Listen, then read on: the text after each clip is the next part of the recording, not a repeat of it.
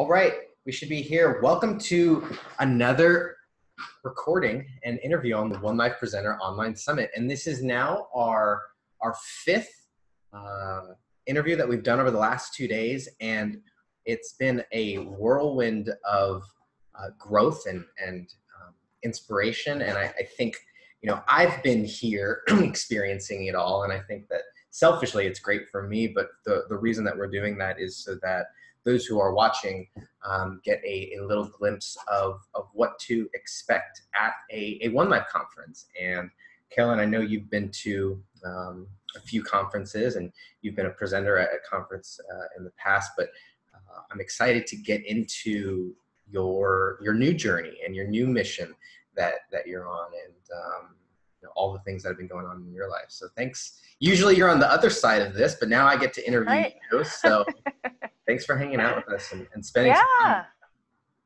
I'm excited to be here. Thanks, Hector. And yes, it's kind of fun to be on the interview side. Yeah. I'd love for you to share as much of your story as you feel is relevant, because, we could go on with all of the credentials.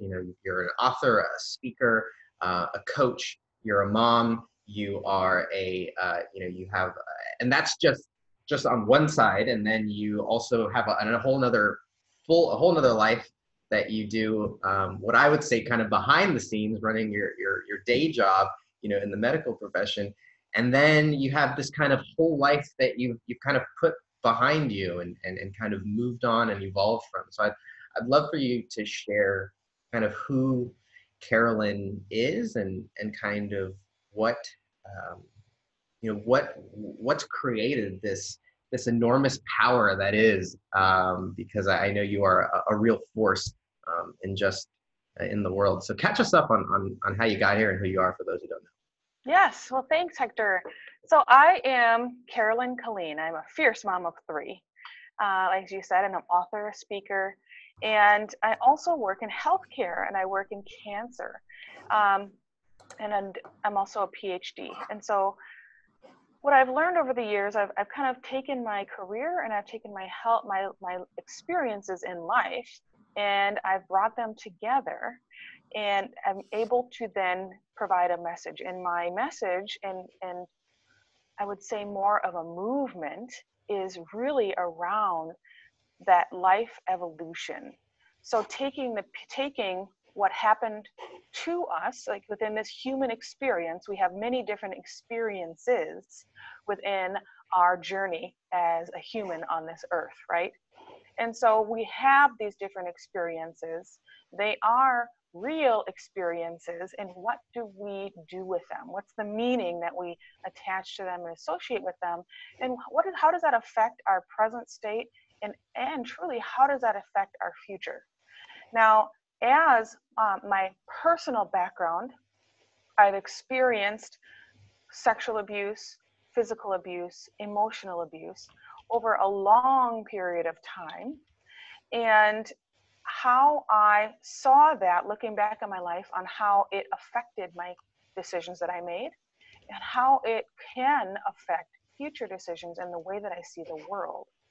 Now, people who grew up with similar tragedies as myself can and have had different choices in what path to take. Now, there's another component to that, which is called adverse childhood experiences, which dips a bit into my healthcare background, and it molds together with my personal background. Now, adverse childhood experiences, though, that is a study that came out from the Center of Disease Control in Kaiser Permanente. And they studied, it's the largest study looking into emotional, physical abuse before you turn 18 and the effects on your well-being and your health. Now, interestingly, I work in cancer, and how that affects your ACE score. Now, there's a scoring of 1 to 10. Now, you could be divorce in your family, it could be alcoholism in your family, it could be emotional, physical abuse, neglect. Those are all different things that contribute to a score from 1 to 10. Now, most people have a score of 1. We all have different experiences in our life. A larger percentage of people have a score of 3. Now, those who have a score over 5 to 8 are 300% more likely to develop lung cancer. And so this is a concern across our nation, in the world, put it out by the study of the CDC in what do we do about it and how do we combat it. And how we combat it, and the only combat that we found thus far through research is resilience. Learning resilience, teaching resilience, understanding what happened to you, and understanding what may have happened for you in the meaning that you associate to those particular experiences. So that's my mission, and that is my base for living a fierce and fulfilled life, is how can you take what's happened to you and figure out a way through resilience to overcome some of those different adversities and find a way to build resilience. And building that resilience helps us combat those well-being scores and those future health scores as well. So that is a movement that I'm working in, and I've written in my book, teaching being fierce, which is a state of mind, a state of being, teaching fulfilled, how can you be present, how can you be grateful for what you do have, present state, while living in flow, and being appreciative of what is today and being present. So that's what I'm up to right now, Hector.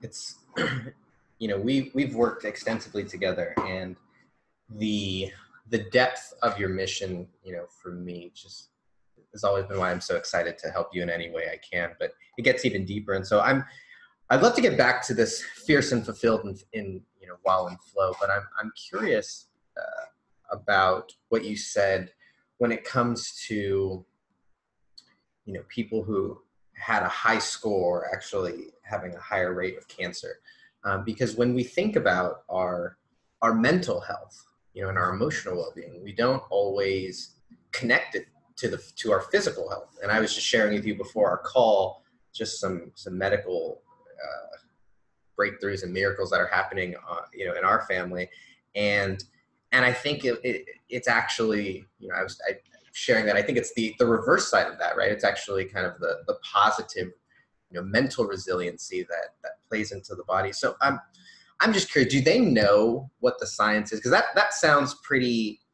woo-woo, or that sounds pretty out there in terms of, connecting emotional events all the way to real physical stuff. So is the science there yet, or have they found what's going on, or is this just something that's kind of taking the medical field by surprise as well?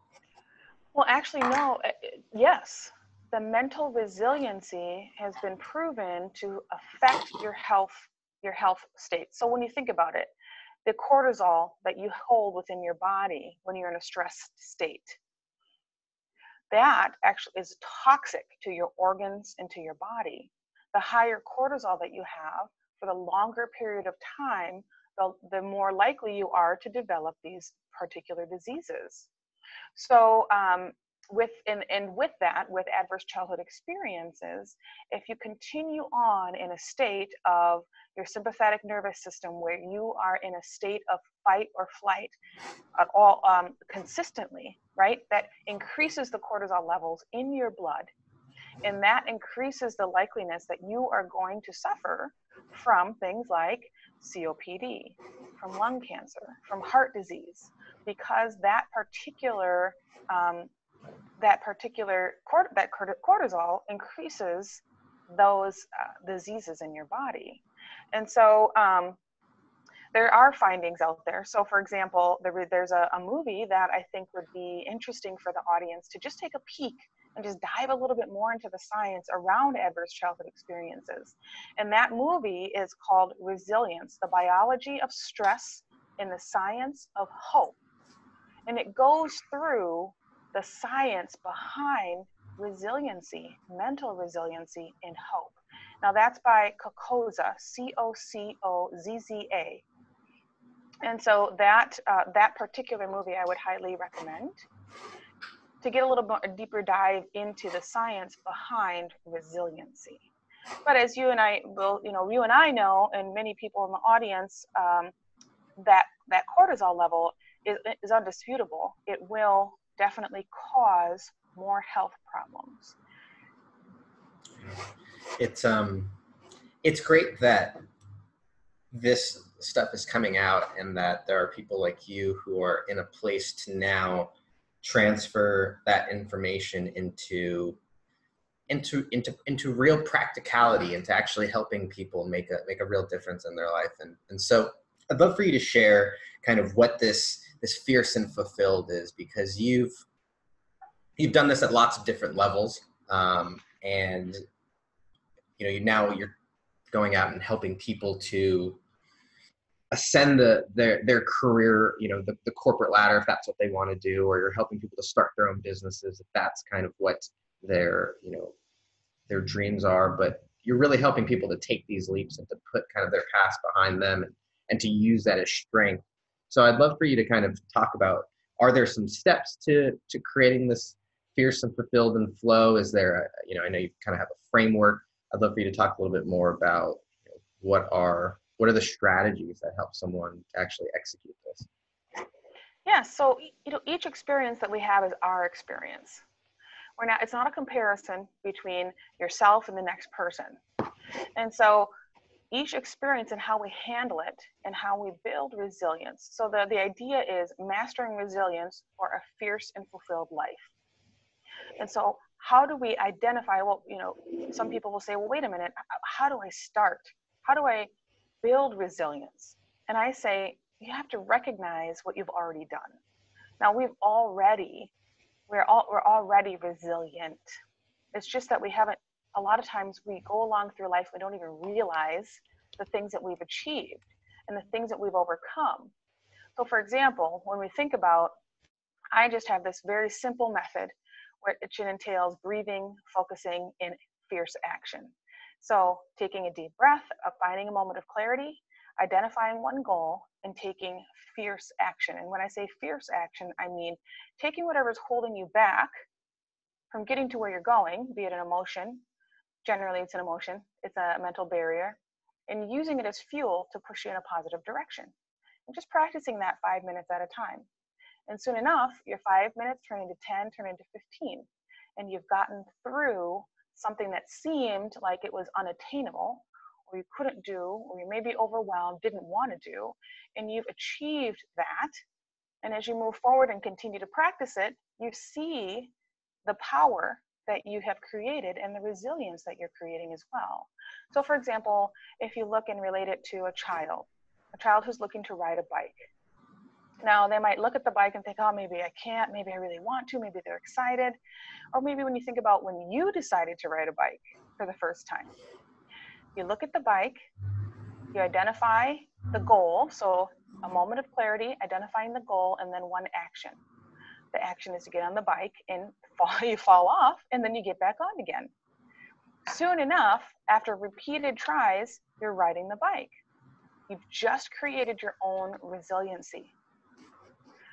Same thing when we were thinking about when we decided as adults, when we decided maybe to get our first apartment.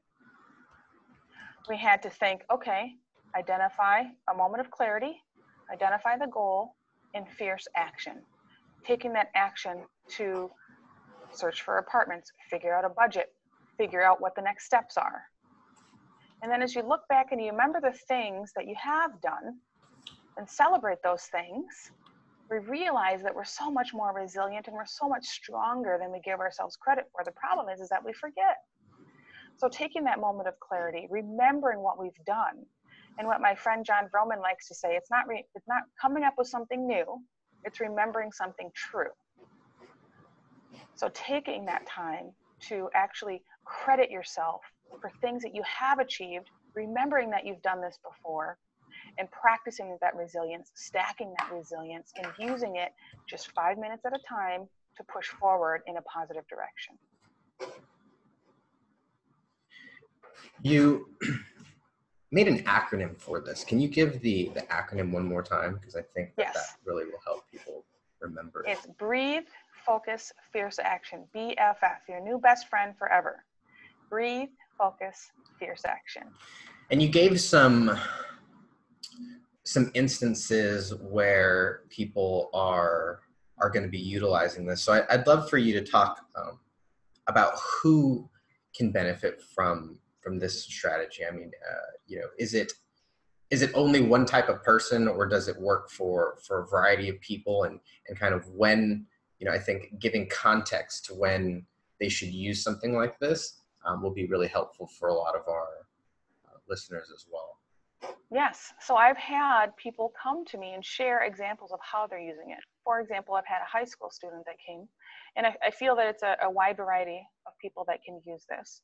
I've had a high school student that came and shared with me how she uses it when she's facing bullying in the hallways. So there's 5 minutes in between each session for class, and she identified that she wanted more. She didn't want to end up in the principal's office anymore. She wanted to be able to finish high school successfully. And because when she was getting bullied, she would retaliate physically. And she didn't want that. She wanted to be able to graduate school and get out, move on to the next level, and be the first one to go to college in her family. And so she shared with me how she uses BFF, breathe, focus, fierce action. So when the first class is over, she takes a deep breath.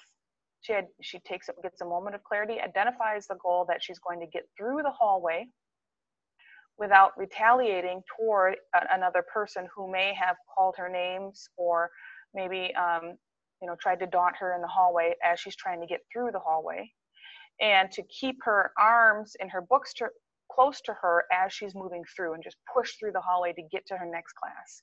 Breathe, focus, fierce action. And she shared with me that helped her get through the rest of the school year. And she didn't have any trips to the principal's office for retaliation, physical retaliation. I had another student share with me that he is autistic, and he needed a way in which to clear his mind when he was dealing with bullying, when he's also dealing with trying to get through the school day and trying to put his best foot forward, when he has a lot of anxiety and different things that are happening, throughout the day.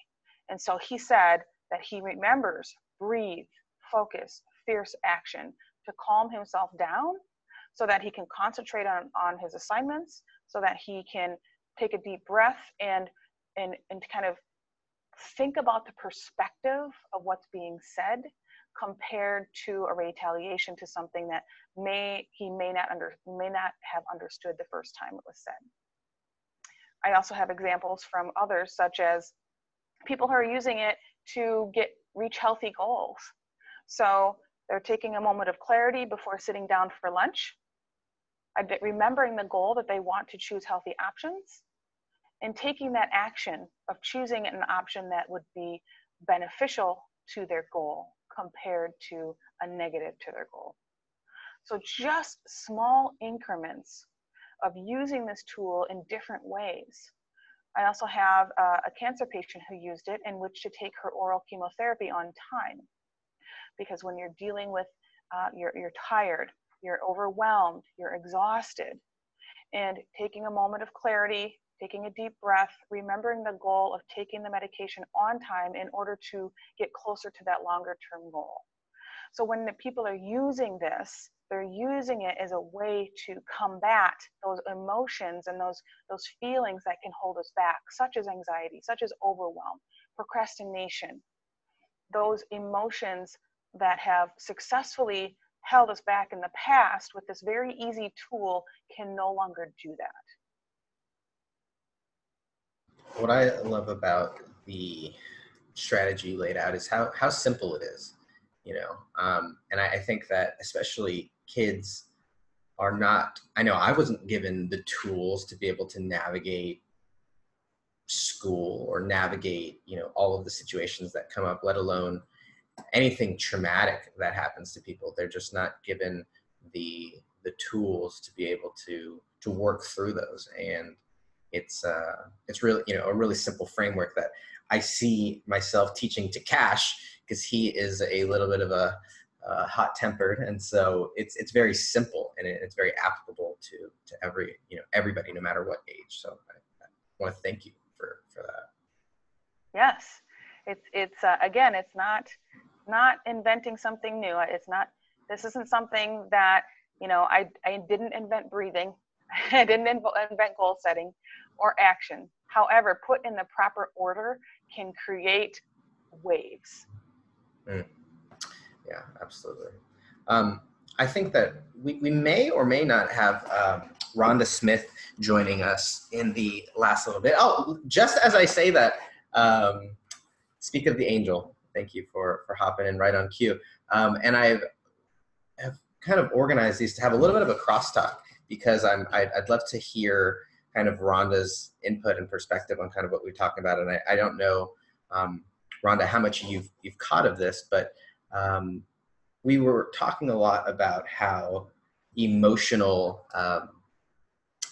events can actually play out in our physical lives, and how, you know, how people who experience traumatic situations as a young person can actually have a higher chance of cancer, a risk of cancer. And, you know, Carolyn talked a lot about these studies, but Rhonda, you do a lot with helping people to let go of those wounds and to kind of heal from that. So I'm curious what your perspective, or if you've had any experience in seeing someone's improvement in emotion, you know, emotionally or mentally, and that actually playing out in their health or in the physical world. I mean, it's such an interesting topic, right? Thank you for having me, by the way, and thank you for letting me butt into it.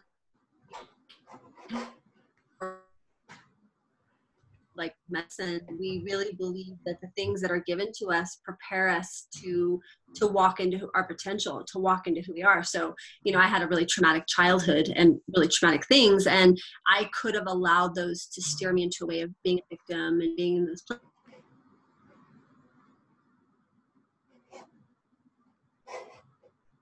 No choice but to do something different. Like, that's our invitation to step into our potential. So I believe that all of the traumatic things that I experienced as a child and all the traumas that I was walking around with were like my biggest gift, because going into them and healing from them, like, it helps you understand the healing that the planet needs, or the other people. And like, it gives you a completely different idea of empathy and compassion. I mean, we need to be able to sit with anybody in a park bench and listen without judgment or trying to make it be something else. Like, we simply need to get to a place of listening. And I don't think without the perspective or experience of having that, we can be true healers, or we can, you know, be massive entrepreneurs, or really create a mission. Like, that's what I talk about, is when you know your truth, when you can sit with your darkness and all the things that you've ever experienced in your life and accept it and love it and understand that it was given to you. It's exactly what the soul needs to evolve. That's my thought. Carolyn, does that resonate? I'd love to. I mean, what our goal is to kind of merge, and I don't know how familiar you are with each other, so I'm kind of just throwing each other into a melting pot. But does that resonate at all with you, Carolyn? Completely, yes, and it's very eloquently said. So thank you, Rhonda. And good to see you. Yes, it's good to see you. That yes, I agree. It's definitely it's a journey, and it's a journey of healing. And so, as you evolve, as we continually evolve as humans, it's a way to what I call fiercely evolve, taking what happened to you, although it's valid, is something that you can use as fuel, where the ferocity piece comes in, and pushing you into a positive direction. So, yes, Rhonda, you may have heard, you know, as people look at you in your life and they say, whoa, you know, why is it that you chose the route that you chose? And there's several, you know, there's people that choose a different route. And when they ask me, I share that ferocity method, that piece of really taking all of that anger, all of that overwhelm, all the things that were not working for you, and using them as a fuel to move you forward, continuously as you also work on what you said, working in facing those things and digging deep into them and learning to find the gifts in the experiences that were given to you. I agree. And like I found in my own life, anger is one of the most beautiful emotions that we can have, because it really shows us when there's an injustice in our life or we're not in alignment with things. And rather than making it be this thing that we see as negative, it's exactly what we need to help propel or fuel, as you had said, what we're doing. So it's like, I don't really see as emotions as negative. I see as like, wow, this is what I'm experiencing right now. My body's way more sophisticated than what my brain is allowing me to experience right now. So I need to let myself be in this moment rather than make it be something different or to shame myself for feeling it or just simply to allow it. Yes. I love that. Feel free to, I want to thank you, Carolyn, for spending some time today. And Carolyn is doing a myriad of things, but Carolyn, just quickly, if people want to catch up with you before the One Life community, where's the easiest place to kind of catch up and get connected? They can go to my website, because I'd like to, so I do have on my website, so it's Carolyn Colleen /guide, where they can get the BFF method and start practicing it right away. They can find me on Instagram and Facebook, Carolyn Colleen, 2 L's and 2 E's. And share how you're using the method before we meet at One Life in October. I love it. One thing that I heard, and thanks so much, Carolyn, for being here, is that you kind of have to look that challenge in the face, or you have to, I don't know, that's what came up for me, is that you have to face whatever it was and be present with it before you can move past it, or before you can really work with it. Pretending like it didn't happen or avoiding it is kind of counterproductive. And that's what I heard. What you resist persists. I can't wait to meet you. Yes, I'm excited. It's going to be fun. This message rather than this message. So Yes, and then to align with Rhonda's message is what you appreciate appreciates. Wonderful. Carolyn, I appreciate the time. Thanks for making this kind of crosstalk segment fun. I didn't brief you. Rhonda had a little bit of a heads up, but I didn't get a chance to tell you that she might be hopping on. Well, it's wonderful. I'm excited. So thank you both. Rhonda, I will see you in October. Hector, I'll see you in October. Yay! You'll see. We'll have another one in tow. So lots. Yes. Yeah. That'll be exciting. All right. Well, thank you both. We'll see you. We'll see you soon. Bye. Bye.